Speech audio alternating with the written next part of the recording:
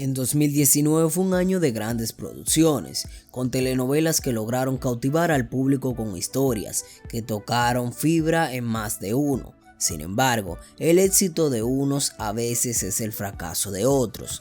Tanto Telemundo como Univisión hicieron su mayor esfuerzo para presentar una gran variedad de ficciones de gran calidad, pero fracasaron en algunos casos. Algunas producciones que se estrenaron a lo largo del año fueron un rotundo fracaso y no lograron enganchar al público, así como hubo muchas que contaron con el respaldo de la audiencia. También hubo otras que desafortunadamente pasaron sin pena ni gloria por el prime time de habla hispana. ¿Qué telenovelas fracasaron en 2019? ¿Qué haces? Él es Teo, uno de mis dos maridos. Él es Valentín, mi primer marido. ¿Ustedes qué harían si tuvieran dos amores?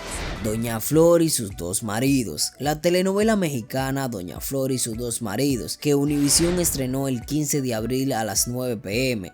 hora del este, apenas duró una semana en el horario estelar, pues tras tener una baja audiencia, la cadena optó por cambiarla de horario. Algunos dicen que no se debe de mezclar los negocios con placer. Esa gente no sabe lo que dice. El Varón. A principios de año, la superserie de Telemundo, protagonizada por el actor mexicano Francis Angelini, fue sacada del horario estelar tras no cumplir con las expectativas de la cadena en términos de audiencia. El presidente de la República. Preso número 1.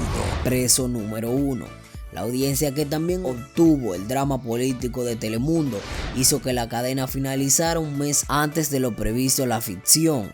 De los 64 episodios que se grabaron y que están disponibles en Netflix, la historia protagonizada por Eric Eiser finalmente se condensó en 44 capítulos.